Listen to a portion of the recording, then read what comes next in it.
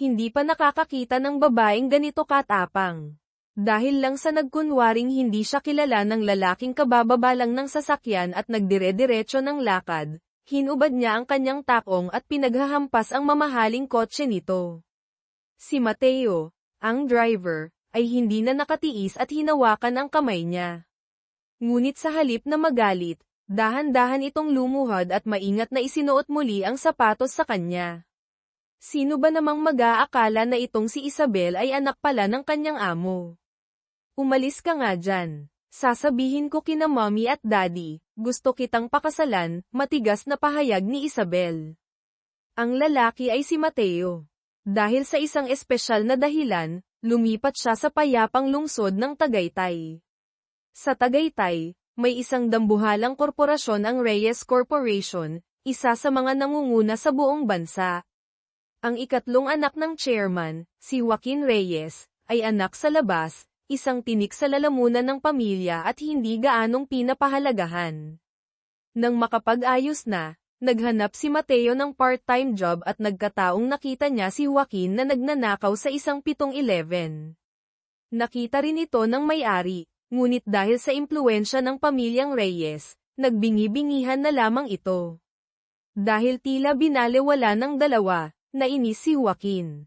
Sinadya niyang dumaan sa isang tindahan ng prutas sa tabi ng daan, nagnakaw muli sa harap ng isang matandang babae, at saka hinamon si Mateo na huwag makialam. Bagong solte si Mateo sa Tagaytay, kaya kahit naiinis, pinili niyang magtimpi. Ngunit hindi siya tinantana ni Joaquin. Hinarang siya nito at naghanap ng gulo. Malamig na sinabi ni Mateo na nakita naman ng matandang nagtitinda ang lahat. Ang dahilan kung bakit sila tahimik. Dahil tila invisible si Joaquin sa kanila, hindi karapat-dapat pansinin. Para itong patalim na tumusok sa ego ni Joaquin. Nagalit ito at sinubukang pigilan si Mateo. Naunawaan ni Mateo ang paghahanap ni Joaquin ng atensyon, kaya pinayuhan niya ito, kung magnanakaw ka, puntiryahin mo ang mas malaki.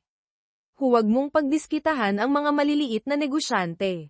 Ang payong ito ay tumama sa kanyang kahinaan ngunit pumukaw din sa kanyang uhaw sa hamon. Kinabukasan, sa Tagaytay High School, sa mapaglarong tadhana, naging kaklase pa ni Mateo si Joaquin. Magaling, pwede nang alagaan ni Joaquin si Mateo kahit kailan.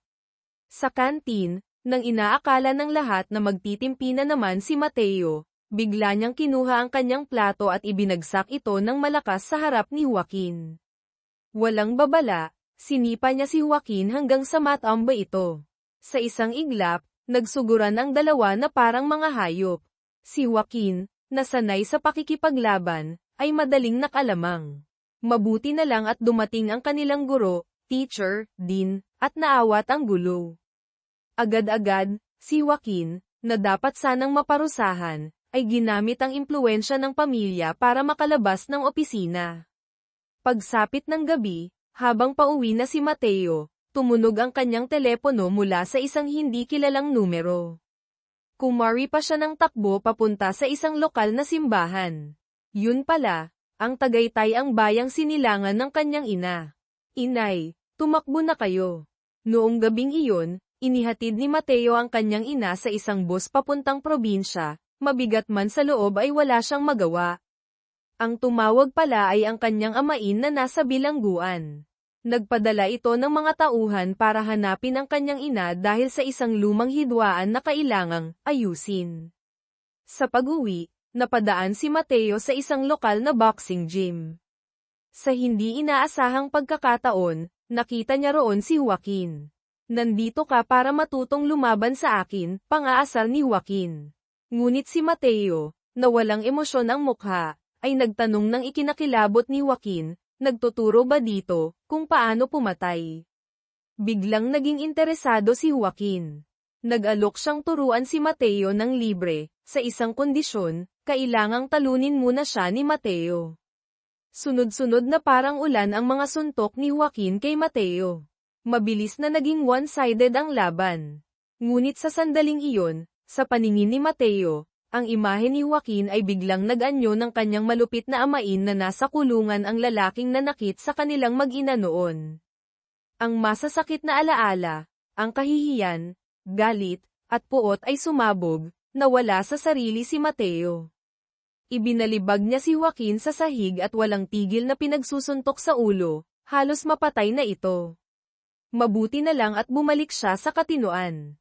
Sa huli, ang matinding puot na iyon ang nagbigay kay Mateo ng hindi inaasahang respeto mula kay Joaquin. Gayunpaman, para pa rin silang mga bata, hindi umaamin na magkaibigan sila. Kinabukasan, si Miguel, isang kaklase, ay nagkalat ng balita na pinatay daw ng ama ni Mateo ang kanyang ina, na si Mateo ay anak ng mamamatay tao. Natakot at lumayo ang mga kaklase. Ngunit si Joaquin ay biglang nagsalita, kinwestiyon si Miguel na tumatawa, anak ka rin ba sa labas? Sa labas, ginagamit niya ang sariling katayuan para ilihis ang atensyon, pero sa totoo lang, pinoprotektahan niya si Mateo. Hindi naman ito pinahalagahan ni Mateo.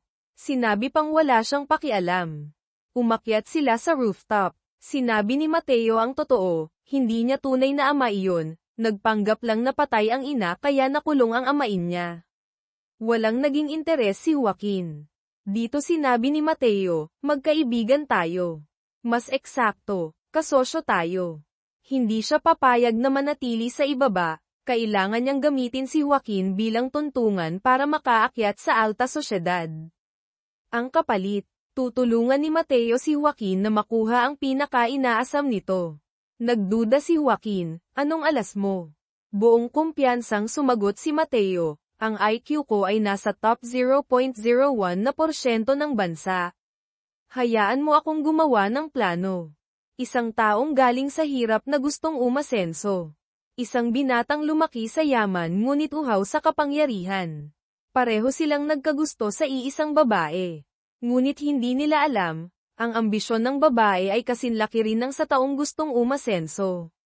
Lumipas ang panahon, parehong nakapasok sa Ateneo sina Mateo at Joaquin. Palihim pa ring pinagmamasdan ni Mateo si Isabel, ang babaeng nakatira sa apartment sa tapat ng kanya. Madalas siyang naghahanda ng mga materyales sa pag-aaral, ibinibigay kay Joaquin para makahanap ito ng mayamang pamilyang nangangailangan ng tutor, isang paraan para makabuo ng koneksyon. Ang target ngayon ay si Sofia Reyes, ang kapatid sa ama ni Joaquin. Samantala, nagpasya si Chairman Reyes na bumuo ng Future Strategy Unit sa Reyes Corporation, ngunit hindi pa tiyak kung sino ang mamumuno dito. Isang araw, tinawag ng propesor si Mateo sa opisina para pag-usapan ang kanyang thesis. Nagkataon, nakatanggap ang propesor ng isang project proposal mula sa Reyes Corporation na katugma ng isang bahagi ng thesis ni Mateo.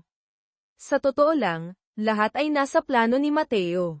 Nahulaan niyang gugustuhin ni Chairman Reyes na pasukin ang iba't ibang larangan at mangangailangan ng bagong strategy unit. Nag-aalangang nag-alok ang propesor na bilhin ang nilalaman ng thesis. Alam ni Mateo na ang propesor ay tagahanap ng talento para sa mga Reyes. Tama nga siya. Pagkaalis ni Mateo, agad tumawag ang propesor sa isang misteryosong tao, marahil ay isa pang anak ni Chairman Reyes, sinasabing si Mateo ay tiyak na isang bagong puwersa. Paglabas ng opisina, nakita na naman ni Mateo si Isabel sa kanilang apartment building. Akma siyang lalagpas ng si Isabel na ang unang nagsalita, bakit kailangan mong magpanggap na hindi tayo magkakilala? Magkapit-bahay tayo, magkaklase pa sa parehong kurso. Siguro naman alam mo na kung sino ako. Ngumiti ito ng bahagya, ako si Isabel. Pagsapit ng tanghali, sa Shitang cafeteria, kumakain sina Mateo at Joaquin. Nakita na naman ni Mateo si Isabel, hindi napigil ang tumitig dito ng mas matagal. Napansin ito ni Joaquin. Sinundan niya ang tingin ni Mateo, napangisi, at nahulaan ang nararamdaman ng kaibigan. Si Mateo, nakaraniwang malamig, ay biglang nailang at dali-daling tumayo at umalis. Pinagmasdan ni Joaquin si Isabel, tapos ang reaksyon ni Mateo, at naisip na may pagkainteresante rin pala ang kaibigan niya. Nang gabing iyon, pumunta si Mateo sa bahay ng mga Reyes para sa trial tutoring session kay Sofia. Dahil kakilala ang nagrekomenda, naging magaan agad ang loob ni Sofia kay Mateo, humanga pa nga ito. Naging matagumpay ang session, opisyal na siyang kinuha bilang tutor.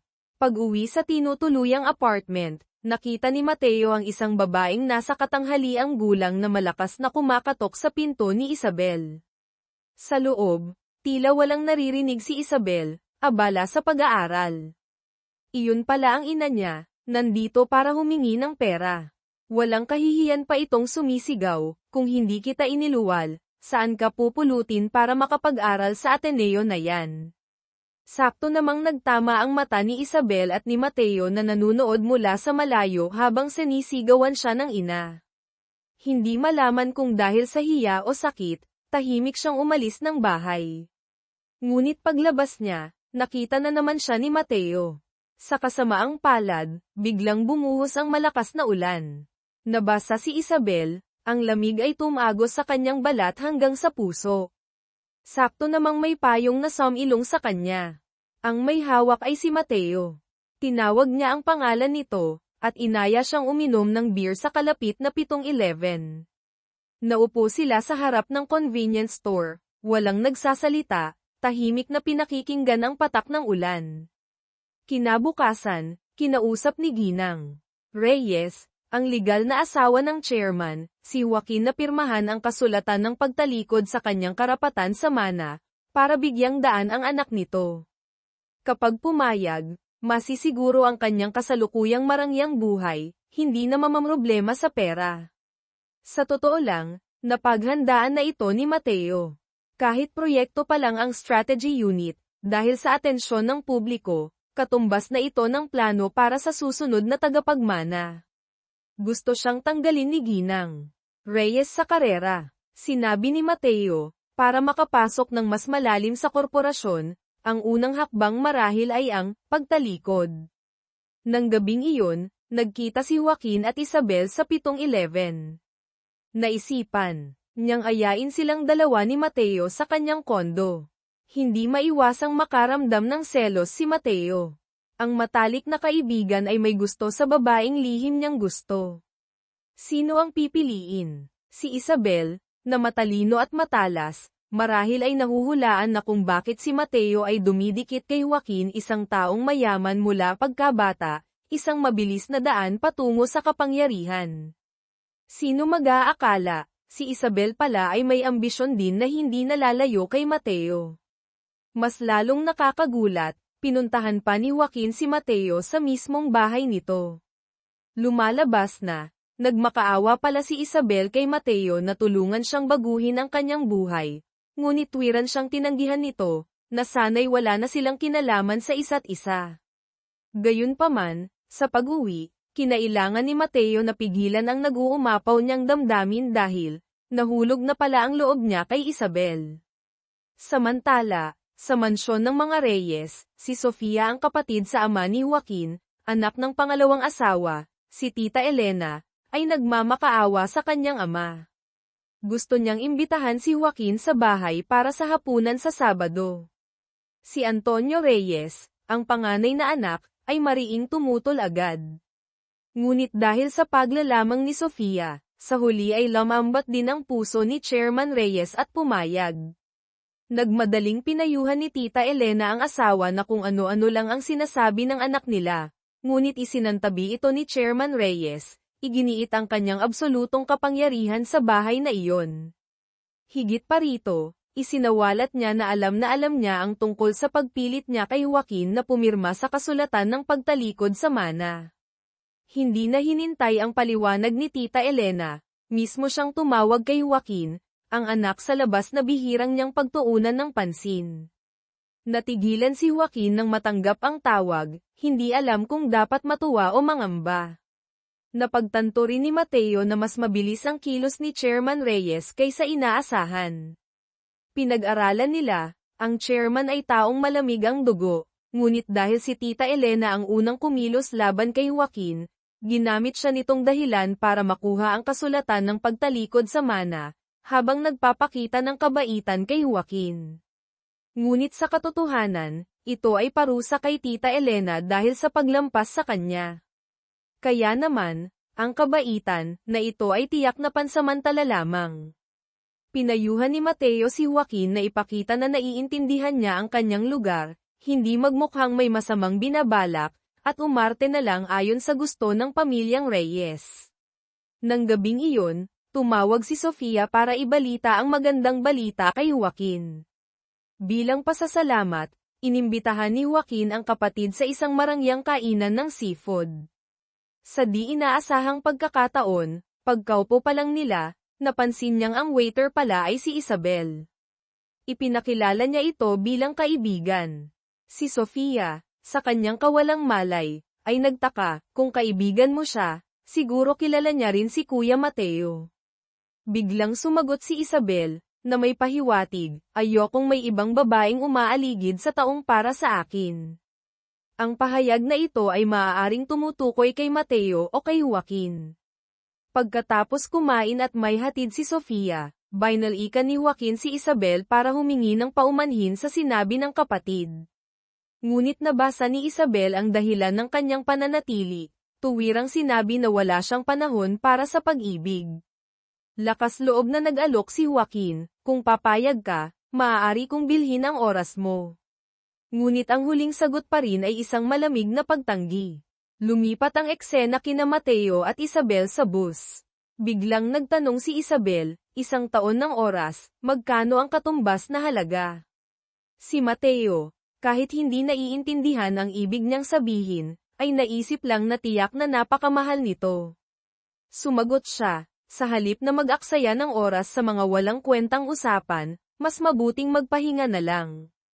Hindi niya inaasahan na ang kanyang walang pakialam na sagot ay bahagyang yumanig sa damdamin ni Isabel. Dumating ang nakatakdang hapunan sa Sabado. Pagpasok pa lang ni Joaquin sa pinto ay hinarang agad siya ni Antonio. Kahit pilit niyang pinipigilan ang galit, halata pa rin ang tensyon na ikinainis ni Sofia. Nagalit ang dalagita at kinagat ng malakas ang kamay ni Antonio.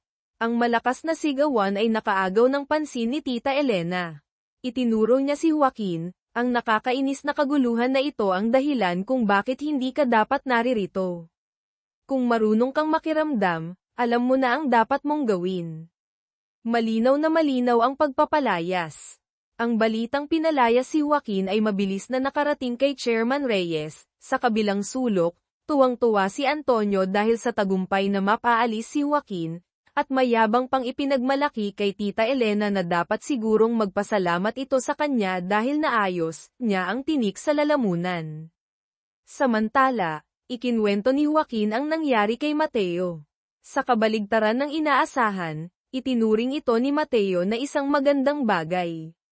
Mula ngayon, hindi na kailangang danasin ni Joaquin ang kahihiyan, bagkus ay maaari na siyang gumanap bilang anak na inaapi ni Chairman Reyes, isang posisyong mas kapaki-pakinabang. Nang gabing iyon, si Sofia, dahil sa sama ng loob sa trato ng lahat kay Joaquin, ay nagmaktol at umalis. Nagwala sa galit si Chairman Reyes, pinagalitan si Antonio dahil sa pagpapalaya sa bisitang inimbitahan niya, pinag-iisipan kung paano parurusahan ang walang takot na ito. Hinabol ni Tita Elena si Sofia at sinampal ng malakas ang dalagita, binalaan na huwag nang gumawa ng padalos-dalos na hakbang. Lalong sumama ang loob ni Sofia, tuluyang lumayas ng bahay at tinawagan si Mateo. Nagkita sila sa paaralan. Sakto namang dumaan si Isabel. Agad tumayo si Sofia, na parang inaangkin si Mateo. Bago pa siya makapagsalita, dumating si Joaquin sakay ng kotse para sunduin ang kapatid. Biglang nagsalita si Isabel, gustong makisakay pa uwi. Kaya't ang apat ay magkakasamang dumating sa baba ng apartment building. Napasabi si Sofia, sina Kuya Mateo at Ate Isabel, magkapit bahay pala sa tapat. Kasabay nito, matalas niyang napansin ang tingin ng kanyang kuya kay Isabel. Kasabay nito, narinig ni Tita Elena mula sa mayordoma na ang dahilan kung bakit madalas mabanggit ni Sofia si Joaquin ay dahil ang bagong tutor, si Mateo, ay ipinakilala mismo ni Joaquin. Agad pagkatapos, nakatanggap ng text si Mateo, siya ay tinanggal na sa trabaho. Malinaw na, pagkatapos ihatid ang kapatid, hindi sinasadyang napahamak ni Joaquin si Mateo. At si Sofia, nahulog na pala ang loob ng dalagita kay Mateo. Sa sandaling ito, sina Isabel at Mateo ay muling nakaupo sa harap ng 7-Eleven. Nagtaka siya, pagkalipas ng 10 taon, ano na kaya tayo? Sumagot lang si Mateo, ang pinakamahalaga ay dapat laging malinaw sa kanilang dalawa ang kanilang mga layunin.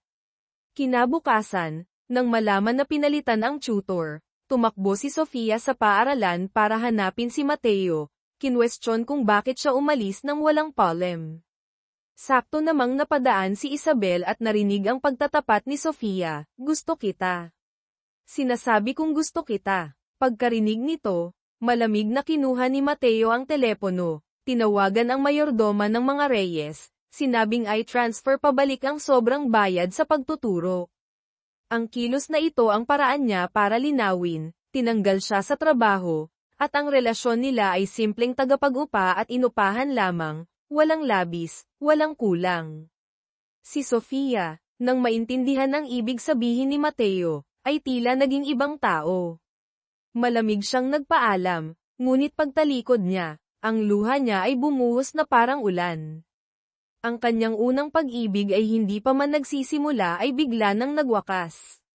Pagkatapos noon, sinadyang hanapin ni Isabel si Mateo, nagkomento na masyado siyang malamig kay Sofia.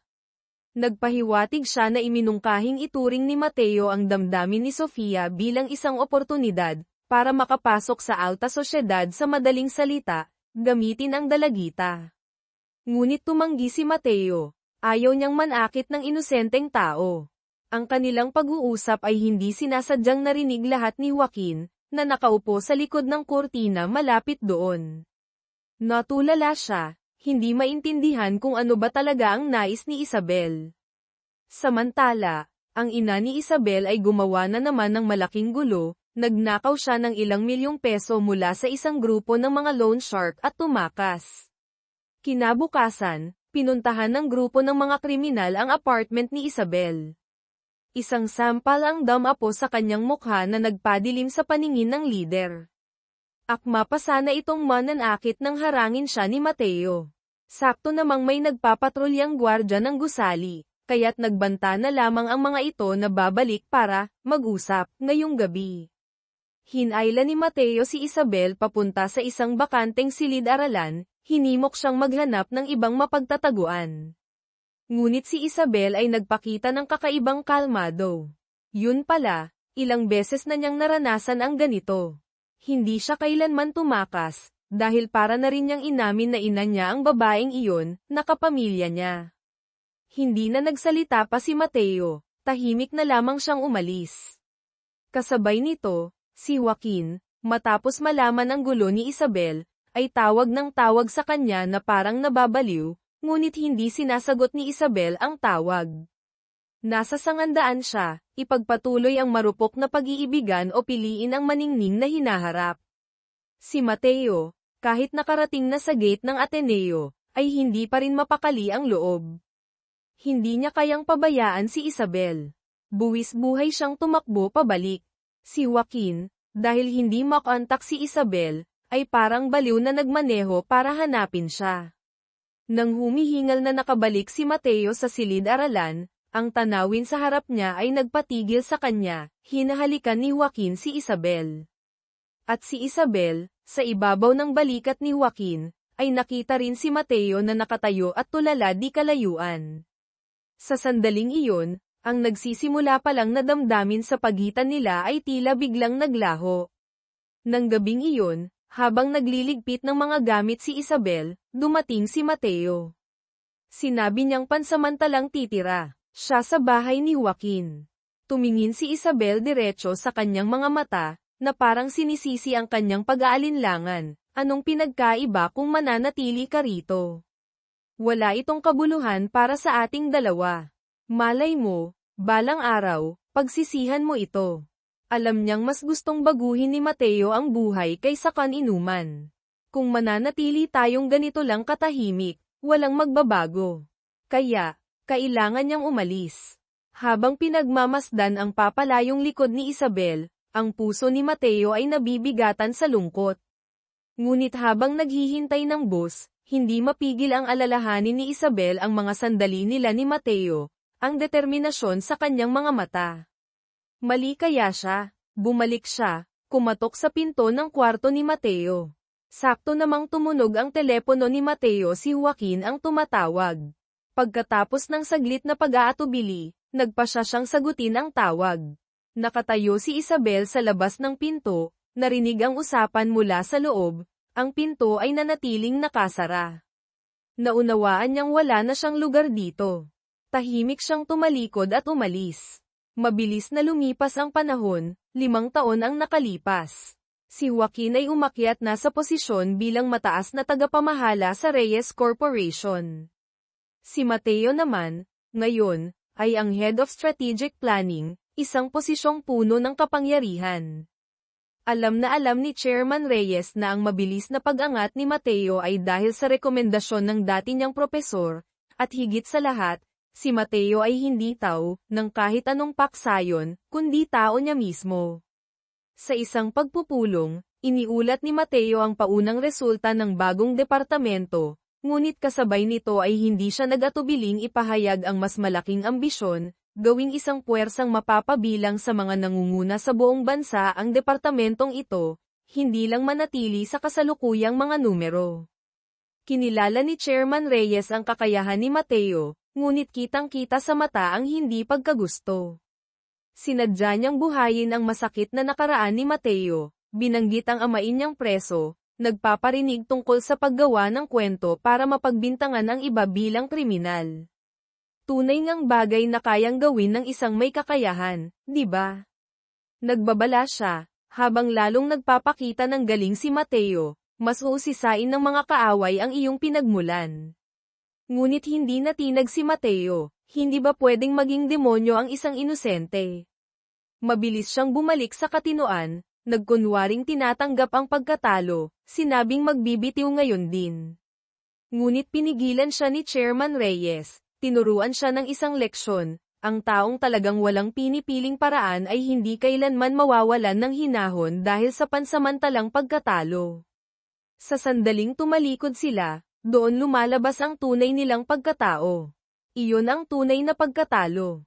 Nais niyang matutunan ni Mateo na itago ang tunay niyang pagkatao, lalo na sa harap niya.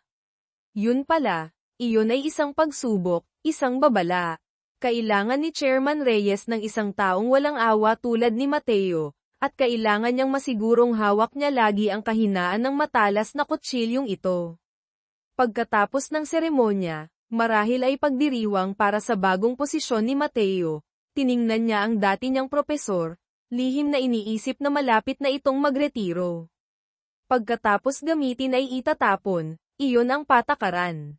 Nagpahayag ng pag-aalala si Joaquin, kung aalis ang propesor, papasok kaya si Angelo Reyes, pangalawang anak, potensyal na karibal, para agawin ang bagong strategy unit. Tiniyak ni Mateo, kung nais ni Angelo na makipag-agawan sa kapangyarihan sa korporasyon, tiyak na target ang departamentong ito. Dahil ito ang sentro ng pamamahala ng pondo, namamahala sa napakaraming subsidiary at branch ang puso ng pananalapi ng Reyes Corporation. Lumipat ang eksena. Si Mateo, ngayon, ang pinakabatang chief of staff, ay nagtatrabaho katabi ni Chairman Reyes sa loob ng 5 taon. Isang araw, biglang na-stroke ang chairman at na-comatose. Mabilis na kumalat ang balita. Sina Tita Elena, Angelo, at mag-asawang Antonio ay agad na nagtakbuhan papunta sa Makati Medical Center. Ngunit pagdating nila, sa halip na eksenang nag-aagaw buhay, nakita nila si Chairman Reyes na nakaupo lang sa sofa, kumakain ng tanghalian. Kitang-kita ang pagkadismaya sa mukha nilang apat, tila lahat sila ay lihim na umaasang mamatay na siya agad. Sabay-sabay na napunta kay Mateo ang kanilang mga mata, ang taong laging nakadikit kay Chairman at lubos niyang pinagkakatiwalaan. Ang inggit at selos ay hindi may tatago. Samantala, nagsimulang maglobby si Chairman Reyes, nang hihikayat ng mga potensyal na kandidatong politiko. Ang layunin, masiguro ang suporta para sa higanteng proyektong Project Royal. 1 taon na ang nakalipas, ibinunyag niya kay Mateo, ang Project Royal ay may ambisyong magtayo ng isang maliit na bansa, dito mismo sa Pilipinas, isang planong nagkakahalaga ng 10 bilyong peso. Kinabukasan, nagkaroon ng lihim na pagpupulong si Angelo Reyes at ang kandidato sa pagkapangulo na si Go. Tila, nagkaroon sila ng lihim na kasunduan. Ngunit hindi nila alam, ang pagpupulong sa golf course ay na-record ng CCTV ang lahat. May isang taong kumontrol sa surveillance system, nahulaan ang balak ni Angelo, at kinopya ang video. Agad-agad, ang surveillance video file na iyon ay ipinadala kay Mateo. Pagkatapos panoorin, agad niyang ibinahagi ang mainit na impormasyon kina Joaquin at Isabel. Nagtaka si Joaquin, bakit sinusuportahan ni Angelo si Kandidato Go, gayong pinag-iinteresan din ni Angelo ang Project Royal at ang Strategy Unit. Sakto namang si Isabel, ngayon ay isang matalas na reporter, ay nagbigay ng internal na balita. Si Angelo pala ay isang espesyal na panauhin sa kampanya ni Go. Pinapatunayan nito na sila'y nagsabuatan, handa na para sa isang pag-aagaw ng kapangyarihan sa Reyes Corporation. 5 araw ang lumipas, nahalal si Kandidato Go bilang Pangulo. Nang malaman ni Chairman Reyes ang balita, sa tindi ng galit ay bumalik ang dati niyang sakit sa puso. Mabilis na kinuha ni Mateo ang gamot sa puso para sa kanya. Tinulungan siyang unti-unting huminahon. Inaasahan na ng chairman, pagkatapos maluklok ni Go sa kapangyarihan, tiyak na hihilahin nito ang mga tali. Uudyukan ang mga kaalyado sa loob ng Reyes na mag-alsa, sa layuning paghiwalayin at agawin ang korporasyon. Inutusan ni Chairman Reyes si Mateo na agad hanapin ang utak sa likod ng mga pangyayari.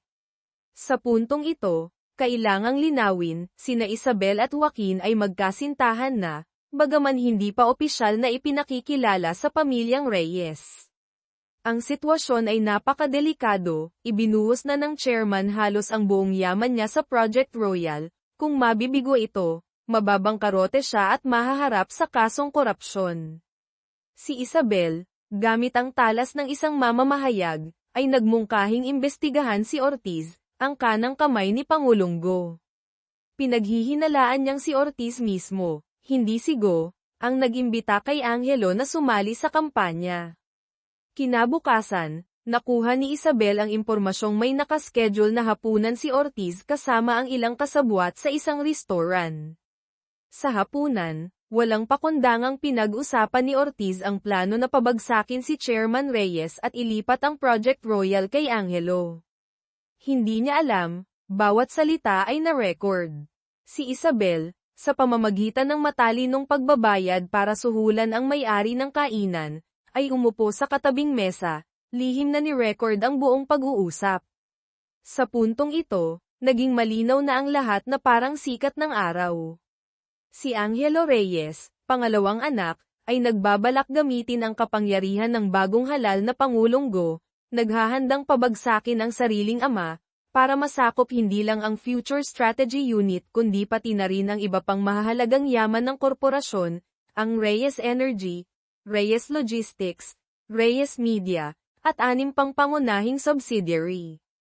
Sa madaling salita, hihigupin ang lahat ng pinakamahalaga, iiwan lamang ang isang hungkag na balat. Kung ganoon, nag-aalalang sabi ni Joaquin, mahirap tayong makasabay sa bilis nila. Ngunit si Mateo ay kasing tigas ng bakal na sumagot, ang huling magwawagi ay dapat tayo. Lumalabas na, si Pangulong Go ay pain lamang na inihagis ni Mateo para pukawin si Chairman Reyes, pilitin siyang tanggalin si Angelo. Ang isinakripisyong piyesang ito ay nagsimula ng magpakita ng epekto. Kaya naman, kinabukasan, nakipagkita si Mateo sa isang napakagaling na hacker na nagngangalang Sean. Natuklasan ni Sean ang isang nakakagulat na impormasyon, ang Front Corporation na pinapatakbo ni Tita Elena, pangalawang asawa, ay nag-donate ng kainahinala sa isang African Relief Organization. Kasabay nito, tinakot niya ang direktor ng Makati Medical Center kung saan ginagamot ang chairman, nakuha ang impormasyon na mayroon itong napakalubhang sakit sa puso.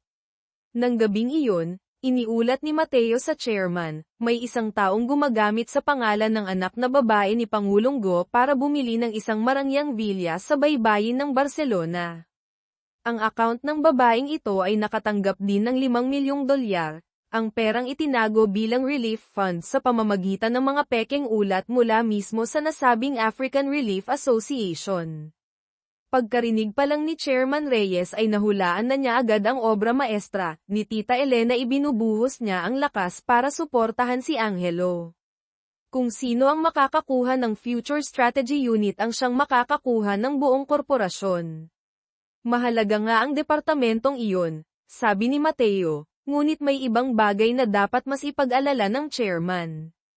Lumalabas na, pagkatapos ihatid ni Angelo si Pangulong Go, isinaayos ni Tita Elena ang isang pagpupulong sa pagitan ng anak at ni G. Diaz ang dating Chief of Staff ng chairman. Sa labas, nagkunwari silang mag-ina na nagagalit para kay G. Diaz, na inagawan ng posisyon ni Mateo, para lamang mahikayat siyang pumanig sa kanila. Ngunit ang tunay na layunin ay alamin ang mga sikreto tungkol sa Rojas Law Firm, kung saan pinoproseso ang mga sensitibong transaksyon ng chairman, para gamitin ang kasong korupsyon para isuplang siya. Nang marinig ito ni G. Diaz, walang pag-aalinlangan, agad siyang tumanggi at tumalikod. Ngunit tinawag siya pabalik ni Angelo, pinayuhan siyang huwag nang maging sunod sonyerin sa ama. Basta't magkakampi tayo, pang-aakit ni Angelo, huwag mong sabihing Rojas Law Firm, kapag nakapagtayo ka na ng pinakamalaking law firm sa Pilipinas, ikaw na ang tunay na amo. Hindi nila alam, nakapasok na si Sean sa telepono ni Angelo ng gabing iyon, ni-record ang buong madilim na plano at iniulat ito kay Mateo. Nag-isip si Mateo buong gabi, at sa wakas ay nakabuo ng perpektong plano para kontrahin ito. Kinaumagahan, nagpadala si G. Diaz ng isang USB kay Angelo sa pamamagitan ng Courier Service. Ang laman ay puno ng ebidensya na nanuhol si Chairman Reyes sa mga senador syempre. Lahat ito ay mga dokumentong inihanda at itinanim ni Sean. Kasabay nito, nakipagkita si Mateo sa chairman. Ang Rojas Law Firm ang kahinaan ko. Gagamitin mo ba ito para takutin ako, Mateo, pag-usisa ng chairman? Hindi ko kailanman naisip iyan, sagot ni Mateo, ngunit ang tungkol sa Rojas Law Firm ay malapit ng maging pinakamalaking kahinaan ninyo. Ipinakita niya ang isang litrato patunay ng lihim na pagpupulong ni na Angelo at G. Diaz. Sa kabilang banda, si Tita Elena ay nagmamadaling hinihimok si Angelo na makipagtulungan agad kay Pangulong Go. Basta't maging chairman ka ng korporasyon, kahit kailan mo gustong palitan ang Pangulo, magagawa mo. Pagkatapos ng matagal na pag-iisip, inutusan ni Chairman Reyes si Mateo, tawagin mo si G. Diaz dito. Kasabay nito, sa ibang romantikong eksena, nag-propose si Joaquin kay Isabel. Walang pag-aalinlangan, agad siyang pumayag. Kung magtatagumpay ang plano, siya ay magiging opisyal na manugang ng chairman ng Reyes Corporation. Sa opisina ng chairman, ipinatawag niya ang mga abogado mula sa Rojas Law Firm, ipinaalam na ang Future Strategy Unit ay pamamahalaan niya mismo, at maaaring magdulot ito ng mga komplikadong legal na issue. Dahil sa pagiging kumpidensyal, hiniling niyang kunin ang lahat ng telepono ng lahat para maiwasan ang pagtagas ng impormasyon. Si G. Diaz, na nakuha ang telepono, ay namutla, ang puso niya ay parang nag-aapoy. Naintindihan niyang ito ay isang malakas na dagok na nakatutok kay Angelo. Kung hindi siya agad magbabalita, pati siya ay mamamatay kasama nito. Kinaumagahan, takot na ibinalita ni Angelo sa ina, kaka-reveal lang ni G. Diaz ng tungkol sa strategy unit, kinuha na siya ni Papa. Nagngalit ang mga ngipin ni Tita Elena, sa tingin ko, oras na para gamitin iyon. Tinutukoy ang lihim na sumbong. Sa isang biglaang stockholders meeting, inanunsyo ni Chairman Reyes na siya ang mamamahala sa strategy unit, kasabay ng pag-promote kay Angelo bilang CEO ng Reyes Securities. Alam ng lahat na ito ay isang subsidiary na palaging nalulugi, sinabing promotion pero sa totoo lang ay hayagang demotion. Kasabay nito, nakatanggap ang korte ng isang lihim na sumbong laban kay Chairman Reyes dahil sa korupsyon at kapabayaan. Ipinasa ng Chief Prosecutor ang kaso kay Prosecutor Ferrer, isang taong sabik na magpakitang gilas.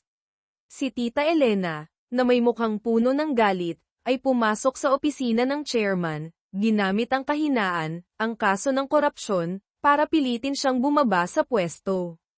Sakto namang dumating si Prosecutor Ferrer kasama ang mga investigador, bitbit ang search warrant. Ang pressure mula sa dalawang panig ay nagdulot ng matinding atake sa puso kay Chairman Reyes. Sinubukan niyang abutin ang bote ng gamot ngunit nanginginig ang kamay, napaluhod siya sa sahig. Tumalsik ang bote ng gamot sa malayo. Nang makita ito ni Tita Elena, sa natural na reaksyon ay akma siyang lalapit para tulungan ang asawa. Ngunit biglang pumasok sa isip niya ang imahe ni Angelo. Natigilan siya, nagtatalo ang kalooban. Sa huli, nanaig ang kasakiman at ambisyon. Hindi niya pinulot ang bote ng gamot, tumayo ng tuwid, tinitigan ng asawang nangingisay sa sahig, saka malamig na tumalikod at lumabas ng opisina na parang walang nangyari. Sa katotohanan, hindi pa patay si Chairman Reyes sa sandaling iyon. Pagpasok pa lang ni Tita Elena sa elevator, isa pang anino ang tahimik na pumasok sa opisina. Yumuko ang taong iyon para pulutin ang bote ng gamot, tiningnan ang chairman na humihingalo sa sahig. Walang iba kundi si Mateo. Tumingin siya diretso sa mga mata ng chairman na puno ng desperadong paghingi ng tulong, saka dahan-daang kinuha ang telepono para tumawag ng ambulansya. Kasabay nito, nakatanggap ng tawag si Prosecutor Ferrer mula sa nakatataas, inuutusang itigil agad ang search. Ang batas ng Pilipinas ay nagsasaad na kung ang sospek ay nasa comatose state, kailangang itigil ng prosekusyon ang lahat ng aksyon. Ilang saglit lang, muling dumating ang buong pamilyang Reyes sa Makati Medical Center, nagsisisihan, sinisisi ang isa't isa sa nangyari sa chairman. Ngunit sa katotohanan, walang sino man ang tunay na nagmamalasakit sa pasyente. Lumabas, si Mateo, inanunsyo ang sabi ng doktor, kailangan ng pasyente ng absolutong katahimikan, umaasang mauuna nang umuwi ang lahat. Dahil pinigilan ni Mateo, ang paksayo ni Tita Elena ay umalis ng may sama ng loob. Tanging si Antonio, panganay, ang tumingin kay Mateo ng may matinding puot. Sa kabilang banda, hindi pa rin maintindihan ni Angelo, maliban sa pamilya niya at kay G. Diaz, paano pa nalaman ng iba ang sikreto ng Rojas Law Firm. Hula ni Tita Elena ay kagagawan ito ng dating kaaway ng asawa, hindi nila alam na ang lihim na sumbong ay hindi galing sa kanila, kundi kay Mateo. Pinayuhan niya si Angelo na samantalahin ang pagkakataon, agad na ipatawag ang mga matataas na opisyal, magpulong. Ang pinakamagandang hakbang ngayon ay ang agawin ang posisyon ng chairman. Nahaharap si Mateo sa mahirap na sitwasyon. Lahat ng plano ay umiikot sa chairman, ngayong comatose siya, ano ang dapat gawin? Sakto namang nag-text si Joaquin. Nagkita sila sa gate ng ospital. Iniulat ni Mateo ang sitwasyon, hindi pa nagigising ang chairman, hindi sigurado ang doktor kung kailan siya magigising. Natataranta si Joaquin, bakit nangyari ito gayong maayos naman ang lahat? Bigo na ba ang plano? Matigas na sinabi ni Mateo, hindi bigo ang plano. Ang pinakamahalaga ngayon ay hindi ka dapat mag-alinlangan. Kung hindi, talagang babagsak ang lahat. Kahit anong mangyari, maniwala ka sa sarili mo at maniwala ka sa akin. Alam ni Joaquin na wala nang ibang pagpipilian. Maaari lamang niyang ipusta ang tiwala kay Mateo sa huling pagkakataon. Pagbubunyag ng dalawang maliit ngunit mahalagang detalye, sinubukan ni Antonio na suhulan si Mateo ngunit tuwiran siyang tinanggihan. Sa galit, ibinuhos niya ang galit sa kanyang sekretarya, binugbog ito ng husto, na nagtanim ng galit sa puso ng sekretarya. Ibinunyag ni Mateo kay Isabel ang tungkol sa plano, o isang bahagi nito. Agad niyang naintindihan na malapit na siyang ikasal kay Joaquin. Ang kasal ay tila ang huling hantungan sa laro ng ambisyon ni Isabel. Wala siyang ibinigay na paliwanag.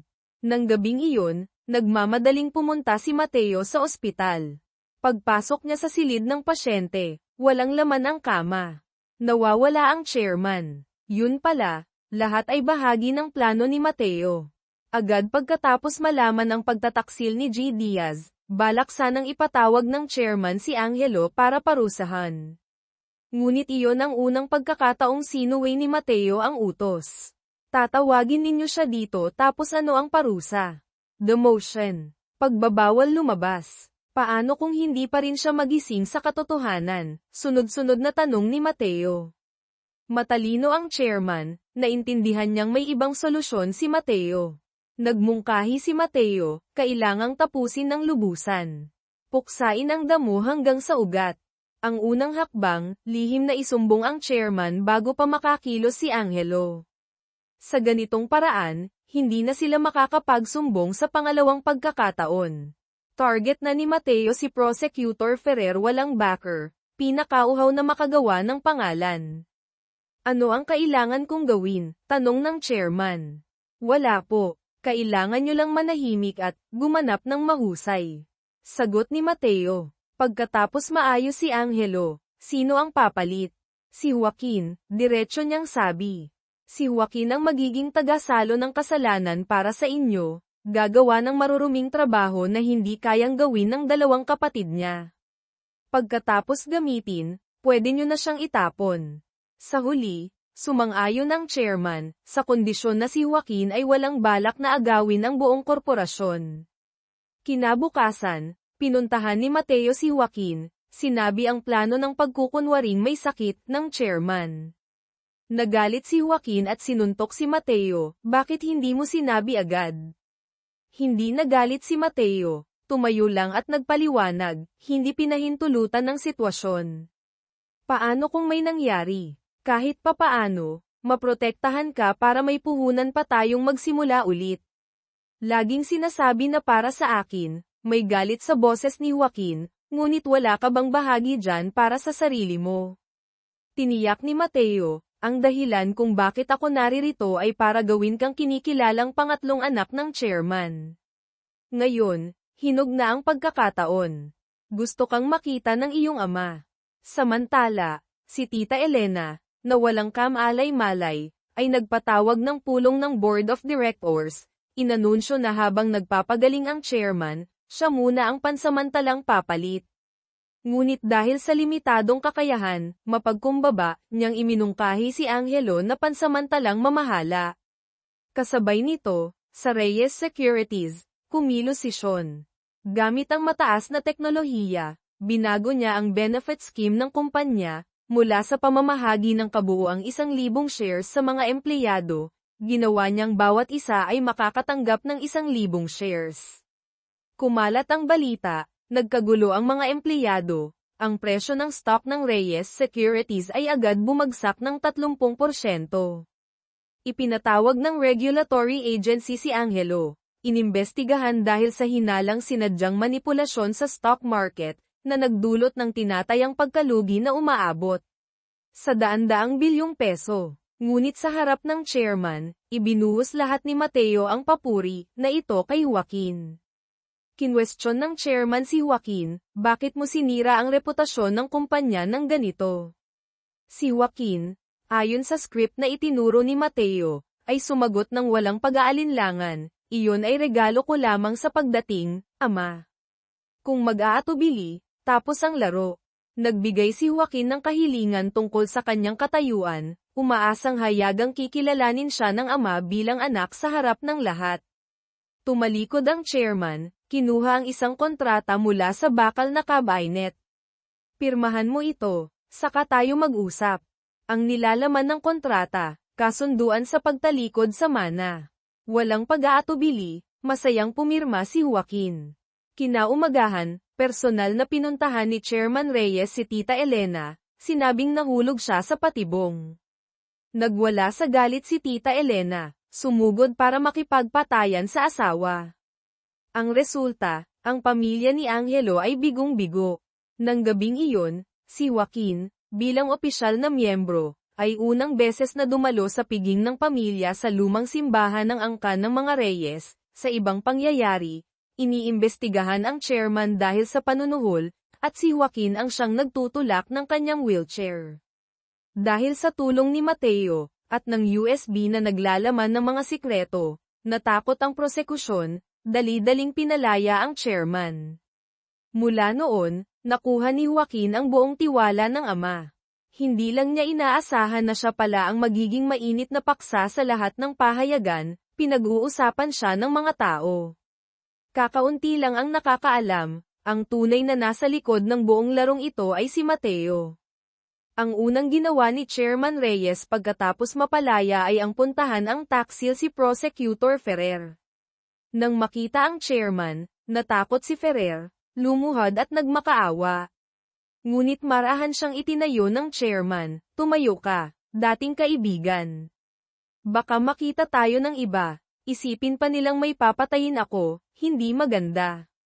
Pagkatapos noon, ginamit ng superior ni Ferrer ang paid na promotion, para ipadala siya sa isang malayong lugar sa Timog Mindanao. Ang anunsyo ng mga bagong appointment ay nagdulot ng kaguluhan sa loob ng Reyes Corporation. Si Mateo ang naging CEO ng Future Strategy Unit. Ang anak sa labas na si Joaquin ang naging Vice President. Ang matandang propesor na dating tumulong kay Mateo ay nakatayo at nanunood, puno ng pait at hindi makapaniwala. Ang laro ng kapangyarihan ay hindi pa tapos. Puno ng pait na tiningnan ng matandang propesor sina Mateo at Joaquin na komportable sa kanilang mga bagong posisyon.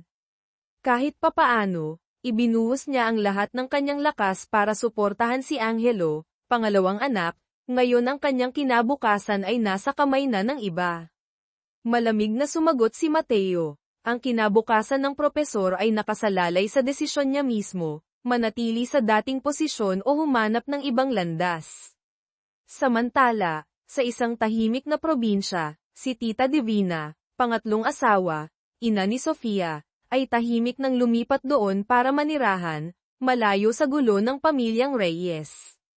Nang gabing iyon, ipinatawag ni Chairman Reyes si Angelo para sa isang pribadong pag-uusap. Ipinaalam niya na hindi itutuloy ng korporasyon ang kaso tungkol sa eskandalo sa stocks, ngunit nagtakda ng isang malupit na kondisyon, "Kung gusto mong manatiling anak ko, kahit saan ka man, pinapayagan ka lamang na mamuhay ng normal. Kung hindi, huwag mo nang asahan ang korporasyon, kahit sa pamilyang ito ay wala ka ng lugar." Nagliliyab sa galit ang puso ni Angelo. Naging maingat siya, nagsikap, isinakripisyo ang napakaraming bagay dahil lamang sa pagnanais sa posisyon ng tagapagmana, tapos ito ang kahihinatnan niya. Hindi siya makapapayag, lalong ayaw niyang yumuko at sumunod sa utos ng ama. Ngunit sa labas, nagkunwari pa rin si Angelo na tinatanggap ang kapalaran, itinago ang madilim na planong namumuo sa kanyang isipan. Hindi nagtagal, muling ipinatawag ng chairman si Mateo. Ibinigay niya ang isang mahalagang gawain, si Joaquin ang mamamahala sa pagbebenta ng subsidiary na Reyes Tech. Sumang-ayon si Mateo, sinabing ang Reyes Tech ay parang pabigat lamang, sa katagalan ay magdudulot lamang ng pagkalugi. Sa katotohanan, nakalatag na ang kabuuang plano ng chairman, gamitin ang higanteng proyektong Project Royal bilang pundasyon, magtayo ng isang makapangyarihang imperyo ng komersyo. Gayunpaman, kulang pa rin ang pondo para sa pagtatayo ng highway para sa proyekto. Ang pagbebenta ng Reyes Tech ang magiging solusyon sa agarang problemang pinansyal na ito. Ang dahilan kung bakit niya ipinagkatiwala ang gawaing ito kay Joaquin. Sa madaling salita, dahil nagtitiwala siya sa kakayahan ni Mateo na kontrolin ang sitwasyon. Sa ibang pangyayari, pagkatapos ng romantikong proposal sa dalampasigan, opisyal nang naging magkasintahan sina Joaquin at Isabel. Masayang ibinalita ito ni Joaquin kay Mateo sa pamamagitan ng text. Kinaumagahan, ipinaalam ni Mateo kay Joaquin ang tungkol sa pagbebenta ng Reyes Tech. "Ito ang unang pagsubok, pagkatapos mong kilalanin," sabi ni Mateo, "at maraming tao ang naghihintay na mabaygo ka." Tiniyak niya, "Basta't narito ako, magiging perpekto ang lahat." Nagsimula silang dalawa na pag-aralan ang potensyal na bibili, ang De Leon Group. Si Chairman De Leon ay kilala bilang isang taong makatwiran at nakakaunawa, taliwas sa malupit na estilo ni Chairman Reyes. Minsan nang nakaharap ni Joaquin ang matanda, at palagi siyang nakakaramdam ng hindi maipaliwanag na pagkailang dito. Sakto namang dumating ang dalawang pinagkakatiwalaang tauhan ni Joaquin sa bahay. Bahagyang hindi natuwa si Mateo dahil hindi siya nasabihan ng maaga. Ngunit tiniyak ni Joaquin, huwag kang mag-alala, sila ang pinakapinagkakatiwalaan kong tao, pagkatapos mo lang. Kasabay nito, inimbitahan ng assistant ni Pangulong Go si Isabel na kumain ng mami. Sa katotohanan, para hikayatin siyang pumasok sa politika. Bago pa matapos magsalita, isang litrato ni Joaquin na nagpo-propose kay Isabel ang inilapag sa mesa. Nais subaybayan ng assistant si Joaquin, ngunit hindi sinasadyang nakuhanan niya si Isabel.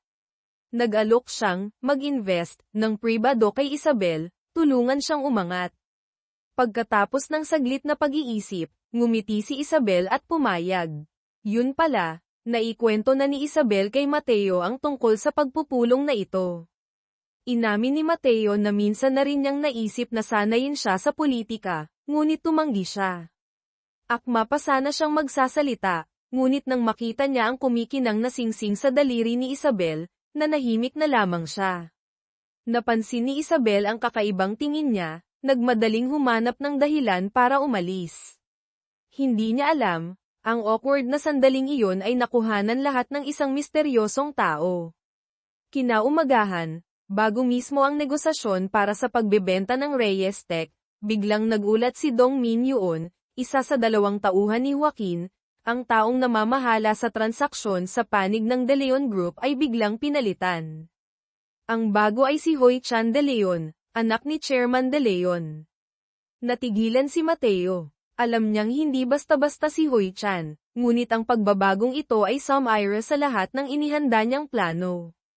Gayunpaman, nanatili siyang kalmado, ang negosasyon ay tungkol pa rin sa nagbebenta at bumibili, sa presyong katanggap-tanggap sa bawat panig. Hindi na magagamit ang dating estratehiya, ngunit kaya nating malampasan ito. Gayunpaman, pagkaalis pa lang ni Mateo sa silid-pulungan para maghanda, agad tinawagan ni Joaquin si So, ang isa pang tauhan, inutusan itong kumilos ayon sa lihim na plano. Sa panig ng De Leon Group, si Hoy Chan ay hindi naman talaga interesado sa Reyes Tech. Kung hindi lang pinilit ng ama, matagal na niyang ibinuhos ang lahat ng pera sa real estate. Kaya naman, napaka-negatibo niya. Kahit anong bentaha ang ipresenta ni Joaquin, binabawasan niya agad ng 5% ang presyo. Sa loob lamang ng isang oras, ang alok na presyo ay 65% na lamang ng initial na presyo, kasama pa ang kondisyong tanggalin lahat ng dating empleyado. Sa gitna ng tensyon, biglang nakatanggap ng text si Dong Min Yoon. Ang palihim niyang tingin ay hindi nakaligtas kay Mateo. Agad nagdahilan si Mateo na oras na para sa tanghalian, nagmungkahing magpahinga ng 60 minuto. Pagkatapos, hinarang niya si Dong Min Yoon sa banyo. Dong Min, umalis ka na sa pulong ngayon din. Ako na ang magsasabi kay Joaquin mamaya. Utos ni Mateo. Ngunit bago pa makapasok si Mateo sa pahingahan, nagmamadali nang tumawag si Dong Min Yoon para ipaalam kay Joaquin. Nagalit si Joaquin, bakit si Mateo ang nagpapasya ng basta-basta? Ang huling desisyon ay dapat nasa kanya. Lumampas na sa limitasyon si Mateo. Dahil dito, nagpasya si Joaquin na gamitin ang backup plan na lihim nilang pinag-usapan ni Dong Min Yoon noong nakaraang gabi. Ano ang planong iyon? Si Joaquin, dahil sa takot na mabaigo, ay inutusan si Dong Min Yoon na magpakalat ng pekeng impormasyon kay Hoy Chan na noong nakaraang taon ay may isang dayuhang investor na gustong bilhin ang Reyes Tech sa napakataas na halaga. Pinaniwala ni Joaquin ang sarili na ito ay makatwiran at legal. Ngunit mariing tumutol si Mateo nang marinig ang balak na ito. Alam niyang nais ng chairman na makita ang isang matagumpay na transaksyon sa pamamagitan ng tunay na kakayahan, hindi sa pamamagitan ng pandaraya. Joaquin, pinipili mo ang pinakamasamang daan, babala ni Mateo. Ngayon, Ang pekeng impormasyon na iyon ay nakarating na kay Hui Chan sa pamamagitan ni Dong Min Yoon. Nag-analyze ang grupo ni Hui Chan, kung may dayuhang investor na interesado, tiyak na mas mataas ang halaga ng Reyes Tech kaysa sa lokal na merkado. Kailangang kumilos agad ang De Leon Group para makalamang. Ang resulta, masayang tinanggap ni Hui Chan ang presyong 13% na mas mataas kaysa sa orihinal niyang plano para bilhin ang Reyes Tech. Matagumpay ang transaksyon, ngunit nang malaman ni Chairman Reyes ang katotohanan, nagalit siya ng husto. Kinamumuhian niya ang paggamit ng madilim na paraan. Kinwestiyon niya si Mateo, bakit gumamit ng pandaraya si Joaquin na hindi mo pinigilan?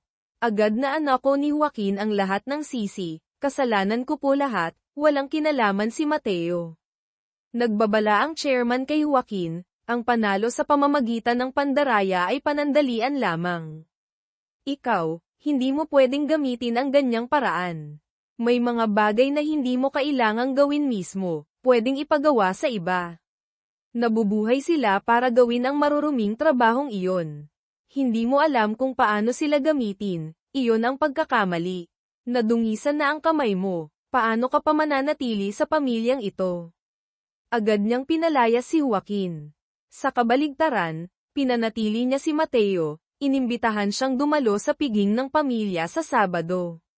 Pagkatapos ng pangyayaring ito, napagtanto ni Joaquin hindi lamang ang nakakatakot na kakayahan ni Mateo, kundi pati na rin ang sakit ng pagwawalang bahala ng ama. Sa katotohanan, mas malalim ang iniisip ng chairman, dahil kaka-recognize lang niya kay Joaquin, maraming mata ang nakatutok. Anumang pagkakamali ay gagamitin ng board of directors at iba pang puwersa. Nadama ni Mateo na dapat ipaliwanag ito ng chairman kay Joaquin, para maramdaman niya ang puso ng kanyang ama. Nang gabing iyon, nakatanggap ng tawag si Joaquin mula sa chairman. Hindi niya alam kung ito ay kasawian o kapalaran. Pinayuhan siya ni Mateo na huwag mag-alala at makipagkita. Gayunpaman, pagkaalis pa lang ni Joaquin, nakatanggap ng missed call si Mateo mula kay Isabel. Sakto namang tatawagan niya sana ito nang biglang may umatake sa kanya, tinangay ang pataka at tumakas. Si Mateo, pagkatapos makipaglaban, ay nawalan ng lakas at hinimatay bago pa man niya masagot ang telepono. Lumipat ang eksena sa ospital. Natagpuan ni Isabel si Mateo na walang malay, malubha ang sugat. Agad siyang isinailalim ng mga doktor sa emergency procedure. Nag-iisang nakatayo si Isabel sa labas ng operating room, tawag ng tawag kay Joaquin ngunit walang sumasagot. Yun pala, nasa lumang simbahan si Joaquin, nakikipag-usap sa ama. Nagbabala ang chairman, kung gusto mong manatili sa pamilyang ito, mula ngayon, huwag kang gagawa ng anumang lalampas sa limitasyon. Sundin mo lang ang utos kapag kailangan kita, kumilos ayon sa tagubilin, iyon lang. Naintindihan ni Joaquin, gusto siyang gawing tao-tauhan ng ama. Sakto namang sinabi ng chairman na sagutin niya ang telepono dahil kanina pa ito tumutunog. Nang marinig ang balita mula kay Isabel na malubhang nasugatan si Mateo, ang unang pumasok sa isip ni Joaquin ay hindi ang pagbisita, kundi ang utusan ang hepe ng seguridad na pigilan ang investigasyon ng pulis. Kung kakalat ang insidente, magdudulot ito ng gulo sa korporasyon. Pagkatapos ayusin ang lahat, saka lamang siya nagmamadaling pumunta sa ospital.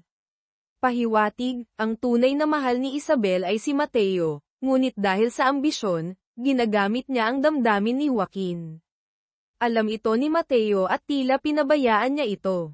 Sa ibang pangyayari, iniulat ng hepe ng seguridad sa chairman ang pagpigil ni Joaquin sa investigasyon. Hindi niya maintindihan kung bakit, ngunit pumayag ng palihim ang chairman, at lihim pang inilipat si Mateo sa pribadong ospital na pag-aari ng korporasyon. Kinaumagahan, narinig ni Sofia mula sa dalawang kuya na malubhang nasugatan si Mateo, nagmamadali siyang pumunta sa ospital para bumisita.